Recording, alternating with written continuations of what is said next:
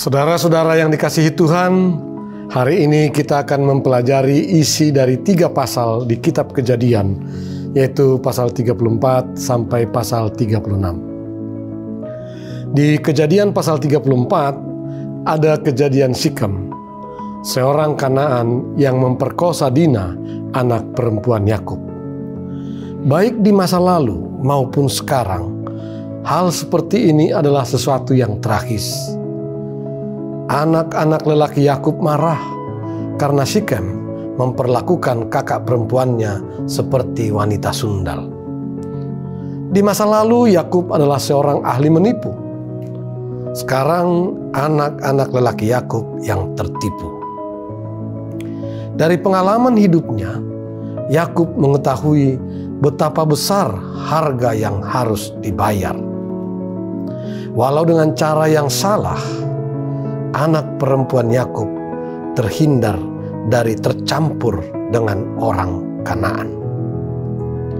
Di Kejadian pasal 35, Allah memerintahkan Yakub untuk pergi ke Betel dan Yakub menaati firman itu. Tuhan meliputi kota-kota di sekeliling mereka dengan kedahsyatannya dan melindungi Yakub sehingga ia tidak diserang. Di Betel, Tuhan memperbaharui dengan Yakub berkat dan janjinya, seperti pada Abraham dan Ishak tentang bangsa dan keturunan mereka. Lebih spesifik, Tuhan berfirman bahwa seorang raja akan lahir dari keturunan Yakub. Saat hendak menuju Efrata, Rahel melahirkan dan mati. Efrata adalah tempat yang penting di Betlehem. Dengan demikian, terbentuklah 12 suku yang berasal dari 12 anak laki-laki Yakub. Kita dapat belajar bahwa meski hidup Yakub penuh liku, Tuhan setia dengan caranya sendiri. Kita juga dapat melihat bahwa melalui Yakub, Tuhan menyiapkan berkat bagi segala bangsa. Manusia kerap kali membuat masalah, namun Tuhan selalu memimpin kita dengan setia. Kejadian pasal 36 menunjukkan dengan jelas apa yang terjadi pada keturunan Esau saat Yakub memiliki 12 orang anak laki-laki. Dengan memperkenalkan Esau sebagai Edom, pasal ini mempersiapkan hubungan antara Israel dan Edom di masa depan. Seperti Lot yang meninggalkan Abraham ke Sodom dengan kemakmurannya di masa lalu, Esau meninggalkan Yakub dan pindah ke pegunungan Seir dengan segala kemakmurannya. Nantinya, Gunung Seir akan dikenal sebagai tempat orang Edom tinggal. Walaupun Esau kehilangan hak kesulungannya, kita bisa melihat bahwa Tuhan membuat keluarganya bertambah makmur. Perintah penciptaan untuk beranak cucu dan bertambah banyak juga berlaku untuk bangsa-bangsa di luar bangsa pilihan Tuhan. Kedepannya akan lahir bangsa yang akan membawa berkat bagi umat manusia melalui anak-anak Yakub. Kita harus ingat bahwa kita bisa beranak cucu dan bertambah banyak karena berkat dan anugerah Tuhan. Nah, mari kita ingat hal ini dan baca Kejadian pasal 34 sampai 36. Pada suatu kali, pergilah Dina, anak perempuan Lea yang dilahirkannya bagi Yakub, mengunjungi perempuan-perempuan di negeri itu. Ketika itu terlihatlah ia oleh Sikem, anak Hemor, orang Hewi, raja negeri itu. Lalu Dina itu dilarikannya dan diperkosanya. Tetapi terikatlah hatinya kepada Dina, anak Yakub. Ia cinta kepada gadis itu, lalu menenangkan hati gadis itu. Sebab itu berkatalah Sikem kepada Hemor, ayahnya, ambillah bagiku gadis ini untuk menjadi istriku." Kedengaranlah kepada Yakub bahwa Sikem mencemari Dina. Tetapi anak-anaknya ada di padang menjaga ternaknya. Jadi Yakub mendiamkan soal itu sampai mereka pulang. Lalu Hemor ayah Sikem pergi mendapatkan Yakub untuk berbicara dengan dia. Sementara itu anak-anak Yakub pulang dari padang, dan sesudah mendengar peristiwa itu, orang-orang ini sakit hati dan sangat marah karena Sikem telah berbuat noda di antara orang Israel dengan memperkosa anak perempuan Yakub, sebab yang demikian itu tidak patut dilakukan. Berbicaralah Hemor kepada mereka itu, "Hati Sikem anakku mengingini anakmu. Kiranya kamu memberikan dia kepadanya menjadi istrinya. Dan biarlah kita ambil-mengambil. Berikanlah gadis-gadis kamu kepada kami, dan ambillah gadis-gadis kami. Tinggallah pada kami, negeri ini terbuka untuk kamu. Tinggallah di sini, jalanilah negeri ini dengan bebas, dan menetaplah di sini." Lalu Sikem berkata kepada ayah anak itu dan kepada kakak-kakaknya, "Biarlah kiranya aku mendapat kasih-Mu. Aku akan memberikan kepadamu apa yang kamu minta. Walaupun kamu bebankan kepadaku uang jujuran dan uang mahar seberapa banyak pun, aku akan memberikan apa yang kamu minta. Tetapi berilah gadis itu kepadaku menjadi istriku." Lalu anak-anak Yakub menjawab Sikem dan Hemor ayahnya dengan tipu muslihat, karena Sikem telah mencemari Dina, adik mereka itu. Berkatalah mereka kepada kedua orang itu, "Kami tidak dapat berbuat demikian, memberikan adik kami kepada seorang laki-laki yang tidak bersunat, sebab hal itu aib bagi kami. Hanyalah dengan syarat ini kami dapat menyetujui permintaanmu. Kamu harus sama seperti kami, yaitu setiap laki-laki di antara kamu harus disunat. Barulah kami akan memberikan gadis-gadis kami kepada kamu dan mengambil gadis-gadis kamu. Maka kami akan tinggal padamu, dan kita akan menjadi satu bangsa." Tetapi jika kamu tidak mendengarkan perkataan kami dan kamu tidak disunat, maka kami akan mengambil kembali anak itu, lalu pergi. Lalu Hemor dan Sikem, anak Hemor, menyetujui usul mereka. Dan orang muda itu tidak bertangguh melakukannya, sebab ia suka kepada anak Yakub. Lagi pula, ia seorang yang paling dihormati di antara seluruh kaum keluarganya. Lalu pergilah Hemor dan Sikem, anaknya itu, ke pintu gerbang kota mereka, dan mereka berbicara kepada penduduk kota itu. "Orang-orang itu mau hidup damai dengan kita. Biarlah mereka tinggal di negeri ini dan menjalaninya dengan bebas. Bukankah negeri ini cukup luas untuk mereka?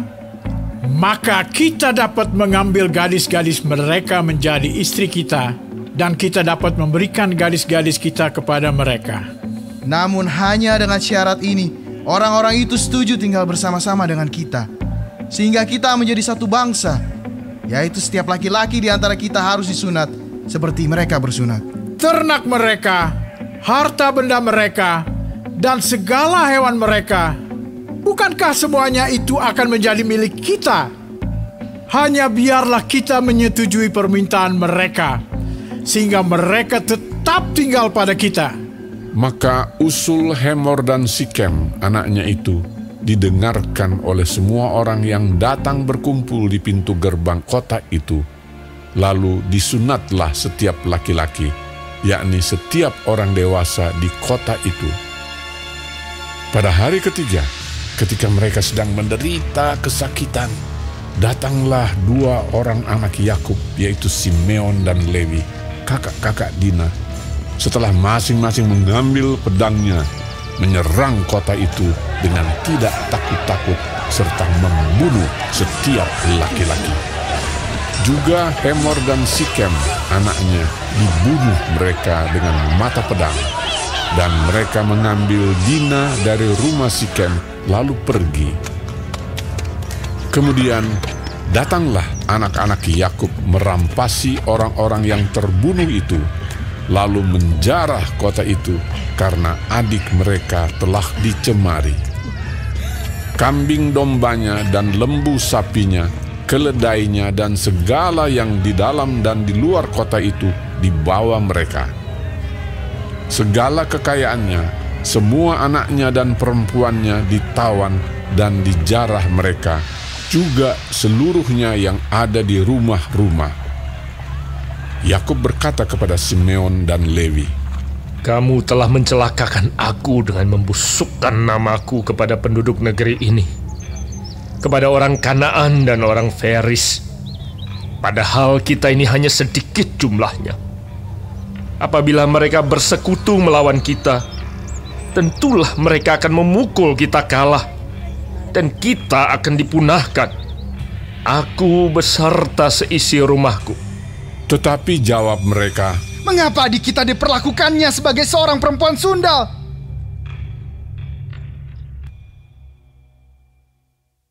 Allah berfirman kepada Yakub, "Bersiaplah, pergilah ke Betel, tinggallah di situ, dan buatlah di situ mezbah bagi Allah yang telah menampakkan diri kepadamu ketika engkau lari dari Esau kakakmu." Lalu berkatalah Yakub kepada seisi rumahnya dan kepada semua orang yang bersama-sama dengan dia, "Jauhkanlah dewa-dewa asing yang ada di tengah-tengah kamu. Tahirkanlah dirimu dan tukarlah pakaianmu. Marilah kita bersiap dan pergi ke Betel. Aku akan membuat mezbah di situ bagi Allah, yang telah menjawab aku pada masa kesesakanku, dan yang telah menyertai aku di jalan yang kutempuh." Mereka menyerahkan kepada Yakub segala dewa asing yang dipunyai mereka dan anting-anting yang ada pada telinga mereka. Lalu Yakub menanamnya di bawah pohon besar yang dekat Sikem. Sesudah itu berangkatlah mereka, dan kedahsyatan yang dari Allah meliputi kota-kota sekeliling mereka, sehingga anak-anak Yakub tidak dikejar. Lalu sampailah Yakub ke Luz yang di tanah Kanaan, yaitu Betel, ia dan semua orang yang bersama-sama dengan dia. Didirikannyalah mezbah di situ, dan dinamainyalah tempat itu El Betel, karena Allah telah menyatakan diri kepadanya di situ ketika ia lari terhadap kakaknya. Ketika Deborah, inang pengasuh Ribka, mati, dikuburkanlah ia di sebelah hilir Betel di bawah pohon besar, yang dinamai orang pohon besar penangisan. Setelah Yakub datang dari Padan Aram, maka Allah menampakkan diri pula kepadanya dan memberkati dia.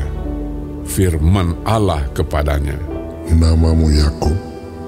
Dari sekarang, namamu bukan lagi Yakub, melainkan Israel. Itulah yang akan menjadi namamu." Maka Allah menamai dia Israel. Lagi firman Allah kepadanya, "Akulah Allah yang Maha Kuasa. Beranak cuculah dan bertambah banyak. Satu bangsa, bahkan sekumpulan bangsa-bangsa, akan terjadi daripadamu, dan raja-raja akan berasal daripadamu. Dan negeri ini yang telah kuberikan kepada Abraham dan kepada Ishak, akan kuberikan kepadamu dan juga kepada keturunanmu." Lalu naiklah Allah meninggalkan Yakub dari tempat ia berfirman kepadanya. Kemudian Yakub mendirikan tugu di tempat itu, yakni tugu batu. Ia mempersembahkan korban curahan dan menuangkan minyak di atasnya. Yakub menamai tempat di mana Allah telah berfirman kepadanya, Betel. Sesudah itu berangkatlah mereka dari Betel. ketika mereka tidak berapa jauh lagi dari Efrata, bersalinlah Rahel, dan bersalinnya itu sangat sukar. Sedang ia sangat sukar bersalin, berkatalah bidan kepadanya, "Janganlah takut, sekali ini pun anak laki-laki yang kau dapat." Dan ketika ia hendak menghembuskan nafas, sebab ia mati kemudian, diberikannya nama Ben-Oni kepada anak itu. Tetapi ayahnya menamainya Benyamin. Demikianlah Rahel mati, lalu ia dikuburkan di sisi jalan ke Efrata, yaitu Bethlehem. Yakub mendirikan tugu di atas kuburnya. Itulah tugu kubur Rahel sampai sekarang. Sesudah itu berangkatlah Israel. Lalu ia memasang kemahnya di seberang Migdal Eder. Ketika Israel diam di negeri ini, terjadilah bahwa Ruben sampai tidur dengan Bilha, gundik ayahnya, dan kedengaranlah hal itu kepada Israel. Adapun anak-anak lelaki Yakub 12 orang jumlahnya. Anak-anak Lea ialah Ruben, anak sulung Yakub, kemudian Simeon, Lewi, Yehuda, Isakar, dan Zebulon. Anak-anak Rahel ialah Yusuf dan Benyamin.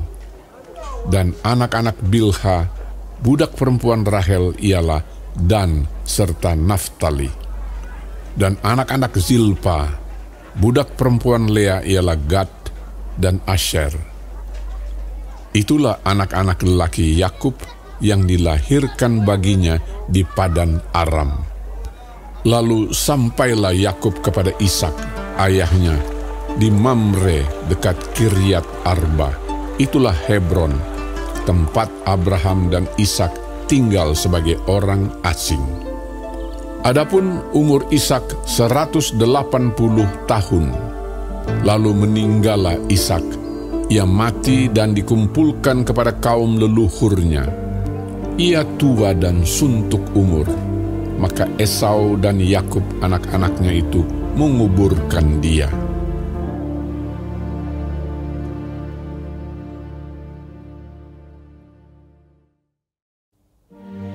Inilah keturunan Esau, yaitu Edom. Esau mengambil perempuan-perempuan Kanaan menjadi istrinya, yakni Ada, anak Elon orang Het, dan Oholibama, anak Ana, anak Zibeon orang Hewi, dan Basmat, anak Ismael, adik Nebayot. Ada melahirkan Elifas bagi Esau, dan Basmat melahirkan Rehuel, dan Oholibama melahirkan Yeus, Yaelam, dan Korah. Itulah anak-anak Esau yang lahir baginya di tanah Kanaan. Esau membawa istri-istrinya, anak-anaknya lelaki dan perempuan, dan semua orang yang ada di rumahnya, ternaknya, segala hewannya, dan segala harta bendanya yang telah diperolehnya di tanah Kanaan. Lalu pergilah ia ke negeri lain, dan ia meninggalkan Yakub, adiknya itu. Sebab harta milik mereka terlalu banyak, sehingga mereka tidak dapat tinggal bersama-sama, dan negeri penumpangan mereka tidak dapat memuat mereka karena banyaknya ternak mereka itu. Maka menetaplah Esau di pegunungan Seir. Esau itulah Edom. Inilah keturunan Esau, bapa orang Edom, di pegunungan Seir. Nama anak-anaknya ialah Elifas, anak Ada, istri Esau, Rehuel, anak Basmat, istri Esau. Anak-anak Elifas ialah Teeman, Omar, Zefo, Gaetam, dan Kenas. Timna adalah gundik Elifas anak Esau. Ia melahirkan Amalek bagi Elifas. Itulah cucu-cucu Ada, istri Esau.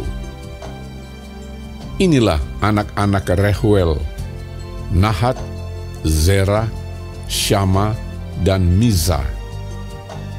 Itulah cucu-cucu Basmat, istri Esau.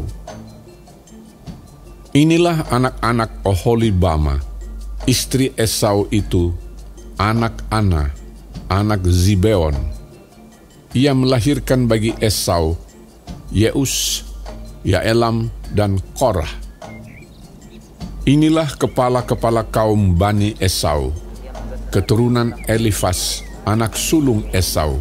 Ialah kepala kaum Teeman, kepala kaum Omar, kepala kaum Zevo, kepala kaum Kenas, kepala kaum Korah, kepala kaum Gaetam, dan kepala kaum Amalek. Itulah kepala-kepala kaum Elifas di tanah Edom. Itulah keturunan Ada. Inilah keturunan Rehuel, anak Esau, kepala kaum Nahat, kepala kaum Zerah, kepala kaum Syama, dan kepala kaum Miza. Itulah kepala-kepala kaum Rehuel di tanah Edom. Itulah keturunan Basmat, istri Esau. Inilah keturunan Oholibama, istri Esau, kepala kaum Yeus, kepala kaum Yaelam, kepala kaum Korah. Itulah kepala-kepala kaum Oholibama, istri Esau, anak Ana. Itulah Bani Esau, yakni Edom, dan itulah kepala-kepala kaum mereka. Inilah anak-anak Seir, orang Hori, penduduk negeri itu: Lotan, Shobal, Zibeon, Ana, Dishon, Ezer, Dishan. Itulah kepala-kepala kaum orang Hori, anak-anak Seir di tanah Edom. Anak-anak Lotan ialah Hori dan Heman, dan saudara perempuan Lotan ialah Timna. Inilah anak-anak Shobal: Alwan, Manahat, Ebal, Shefo, dan Onam. Inilah anak-anak Zibeon: Aya dan Ana. Ana inilah yang menemui mata-mata air panas di padang gurun, ketika ia sedang menggembalakan keledai Zibeon, ayahnya itu. Inilah anak-anak Ana: Dishon dan Oholibama, anak perempuan Ana. Inilah anak-anak Dishon: Hemdan, Eshiban, Yitran, dan Keran. Inilah anak-anak Ezer: Bilhan, Zaawan, dan Akan. Inilah anak-anak Dishan: Us dan Aran. Itulah kepala-kepala kaum orang Hori, kepala kaum Lotan, kepala kaum Shobal, kepala kaum Zibeon, kepala kaum Ana, kepala kaum Dishon, kepala kaum Ezer, dan kepala kaum Dishan. Itulah kepala-kepala kaum orang Hori, kaum demi kaum di tanah Seir. Inilah raja-raja yang memerintah di tanah Edom, sebelum ada seorang raja memerintah atas orang Israel. Di Edom yang memerintah ialah Bela bin Beor, dan kotanya bernama Tinhaba. Setelah Bela mati, Yobab bin Zerah dari Bozra menjadi raja menggantikan dia. Setelah Yobab mati, Husham dari negeri orang Teeman menjadi raja menggantikan dia. Setelah Husham mati, Hadad bin Bedad menjadi raja menggantikan dia. Dialah yang memukul kalah orang Midian di daerah Moab, dan kotanya bernama Awik. Setelah Hadad mati, Samlah dari Masreka menjadi raja menggantikan dia. Setelah Samlah mati, Saul dari Rehobot yang di pinggir sungai menjadi raja menggantikan dia. Setelah Saul mati, Baal-Hanan bin Akbor menjadi raja menggantikan dia. Setelah Baal-Hanan bin Akbor mati, Hadar menjadi raja menggantikan dia. Kotanya bernama Pahu dan istrinya bernama Mehetabeel binti Matred binti Mezahab. Inilah nama kepala-kepala kaum Esau menurut kaum dan tempat mereka, dengan nama mereka masing-masing. Kepala kaum Timna, kepala kaum Alwa, kepala kaum Yetet, kepala kaum Oholibama, kepala kaum Ela, kepala kaum Pinon, kepala kaum Kenas, kepala kaum Teeman, kepala kaum Mibzar, kepala kaum Magdiel, dan kepala kaum Iram. Itulah kepala-kepala kaum Edom menurut tempat kediaman mereka di tanah milik mereka. Edom ialah Esau, bapa orang Edom.